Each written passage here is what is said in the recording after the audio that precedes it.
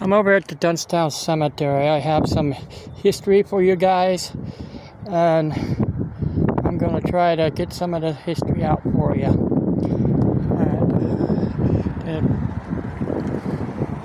This is a newer section over here, so I'm going to start with a little bit of history.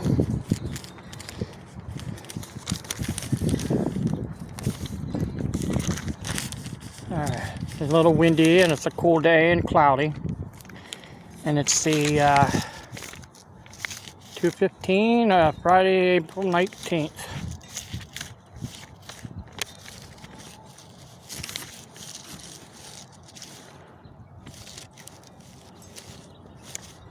Alright. Well, history of Dunnstown Cemetery. William Dunn, a veteran of the American Revolution, was an early settler and was now Woodward Township. It's said that he purchased his land first from the Indians and later from the government of Pennsylvania by way of land warrant in 1785. He owned the well-known Great Island in the West Branch Susquehanna River near Lock Haven in 1792. Dunn commenced laying out Dunsburg, which is now Dunnstown, which is not a village, it's just I'll get into that later. On a portion of his property overlooking the island. At this time, he made provision for a cemetery to be established, built within the limits of Dunsburg. The cemetery was soon put to I don't know what I put there. Oh well.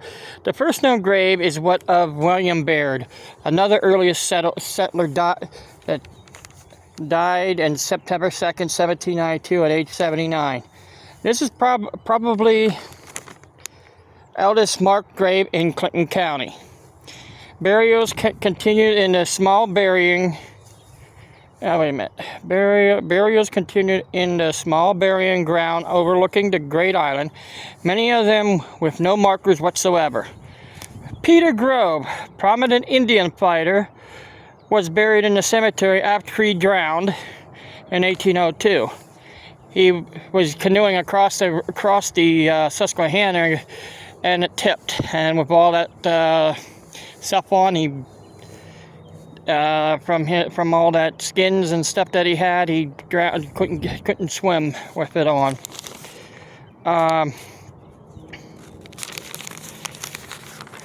William Dunn died in 1809, and together with his wife, known on her grave marker as M. Dunn, were buried in the small community cemetery.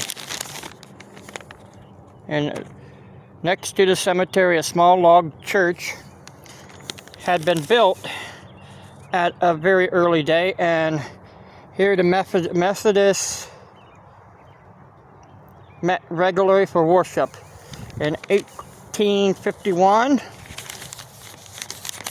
this church, and slight distance westward, George G. Miller made an extensive addition just west of the Samuel Smith grave. Below this, J.J. Miller added land south of the Samuel Smith grave, bringing the cemetery to the edge of the cliff, or grave or property. S.N. Christie, W.J. Smith, and T.M. Christie each added land going west from this, bringing the cemetery out to the north to the Allegheny Street. On the north side of Church Street, a Wayne Myers made an addition next to King Alley. Above this, Samuel Shoemaker added land, followed by Edward T. Miller and Richard Waltz. John Yost laid out a series of lots on his land. This addition are how records are classified. Sorry, it's been windy where I'm at, and the paper I'm using is blowing all over the place. So if I make mistakes, I'm just showing you what it looks like in the graveyard. An interesting feature of the addition was that they were made in name only. Each of the individuals laid out lots on their own land as an addition to the cemetery, but never officially transferred land to the cemetery. They were and are responsible for laying out and selling their own lots. And these land owners profited from the additions made to the cemetery. Lots of uniferal 8 graves, except in the Yost addition, where single graves were sold.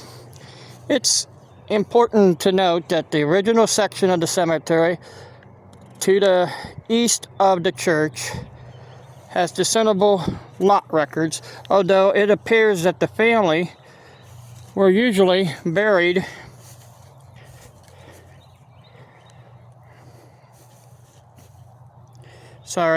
together in the section, and descendants provided perpetual care money for some of those lots in later years. The Dunsburg Cemetery Company was chartered in the Court of the Common Pleas of Clinton County, PA, on the 25th of April, 1892. The original trustees were A.C. Kissel, John W. Smith, John Q. Baird, John J. Miller, Nathan McCloskey, Theodore Myers, John Reitzel, and James King. Nathan McCloskey was the first president, and Mr. Kissel, the secretary-treasurer. The actual maintenance of the cemetery grounds is vested in the Volunteer Cemetery Association, which operates on the interest of Perpetual Care Fund, which was created by contacting lot owners in 1960s and 1970s. At that time, all lot owners were identified on a card system, and all known burials were recorded at the time and have been updated since then on the cards. No prior of interments pre-known to exist. The present Secretary of the Cemetery Association is Mr. Nancy Arend at that time, and she graciously and tirelessly spent over 20 hours with the CCGS, Clinton County Grave Society, to produce the most accurate record of burials possible for the cemetery. CCGS sincerely salutes Nancy for her generous help. Through those records, we located many unmarked graves, which we tried to place within the listings in their proper place where possible. It's windy over here today. It's what I'd expect above the river, and over there you can see the west branch of the Susquehanna. I'm getting to this part. While in most cases we'd identify the correct located of the graves on the lot, the actual placement on the lot was actually a matter of conjecture, as records were not that detailed.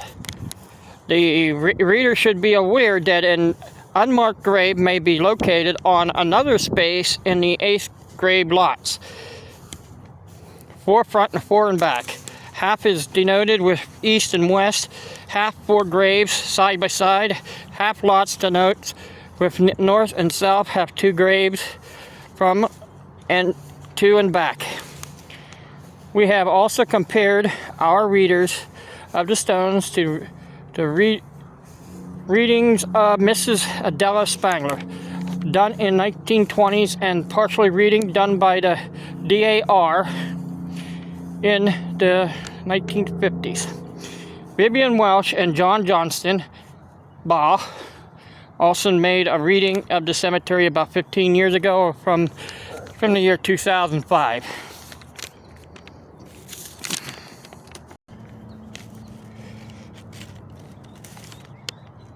Alright, I just wanted to see if I still was... Alright, during the 1960s, several additional changes were made to the Dunnstown Cemetery. To restore it, some old stones, pieces of stones, and footstones had been discarded down an embankment, which I'm heading towards right now.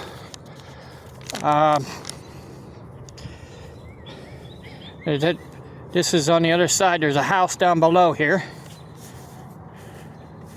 I don't know if anybody lives in it or not, but you can see there's a couple houses down below. You can see some of these were tossed down and they were thrown back up. This goes clear back to 1872. Yeah. This was tossed down over this embankment before the houses were built. So you can see how new they are. You can see a lot of these trees need to be retaken back up. Well, I'm in the area where there's separate graves for different families here, and you can see a lot of them don't have names on. So, all right. Additionally, during the 1960s, the Dunnstown Methodist Church saw a need to expand and fellowship hall to its building. This encroached the oldest part of the cemetery, and approximately 30 graves had to be removed from the section next to the church. They were exhumed, and the surviving remains were removed to half lot in section 2. And reburials. The gravestones were laid down flat on a half lot where they are located today. The cemetery is very well maintained and quite active. That's what I have right now, but I'm just going to try to find certain graves.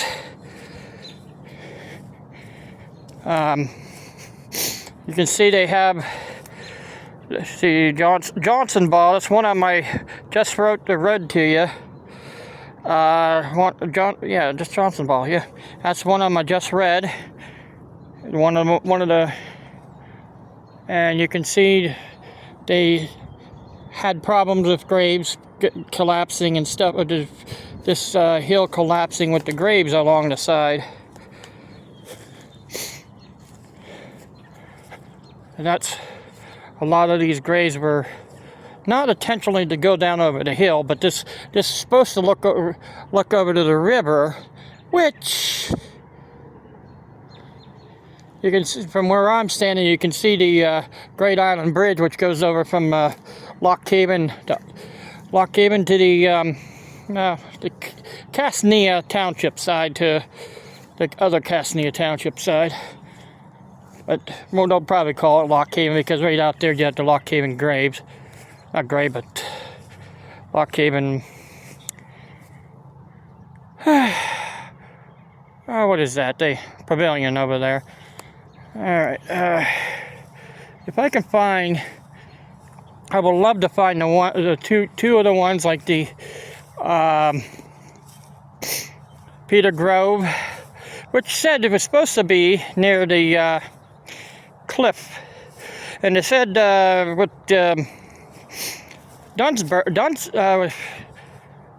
Dunn said his grave keeps getting trees all over it, keeps growing trees. That's what they said anyhow. I'm in a real old section over here. I walked from the church clear over to here. Let's see what's on this tombstone. Mary E. I really can't tell. Can't tell what's on that, but if you really want to know what's on these tombstones, there's a book at the library, the Ross Library. It would be in the Woodward Township book that has graves in. So if you really want to know who's in here back past 2005, they pretty much have a lot of them in there, but they don't have them all. As I said, a lot of the graves were redone, and a lot of them didn't have no names on it, and they couldn't find them all. See, this goes clear from one end to the other, from the houses there over to the woods over there, which is a pretty nice sized graveyard.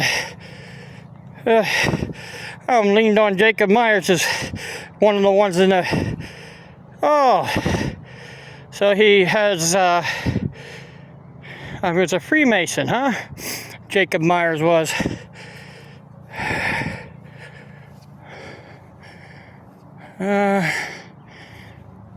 John Bentley.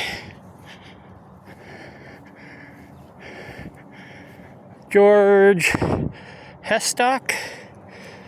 Mark Marriott. Jordan Seabold. Dennis. I'm not trying to do any harm or I'm not going to go around breaking any, and nobody else should either. Breaking any tombstones. This is respectful, but just looking around. And just like here's another Myers. There's a lot of Myerses in this graveyard. Here's Roland Bullough Myers. And RBM is probably his wife right beside.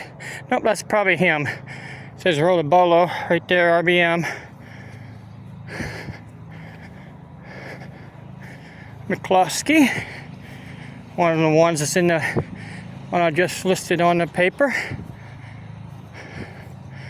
Yeah, I'm not sure at this time where the other two I'm looking for are, but he said they're in this. They're in this grave, but I'll have to look it up. I'm gonna pause it and see if I can find it. I found William Dunn.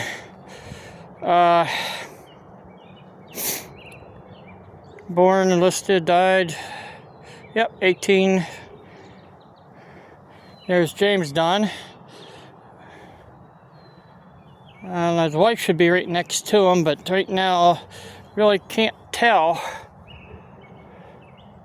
if that's his wife or not. Oh, his wife is probably right here on this stone right there. Just can't see it. That's Mary Proctor. So I found William Dunn, but I didn't find Peter Grove yet.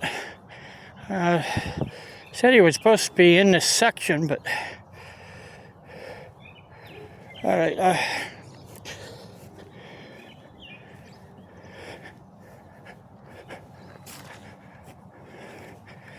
And I'll try to find William Grove. Well, Peter Grove. I didn't find Peter Grove this time, but I'll look it up, see if I can find it and what section he's supposed to be in. And look who's giving me company. Robin. All right, well, this is the old section, the Dunnstown Methodist Church, which is Dunnstown United Methodist on Church Street here.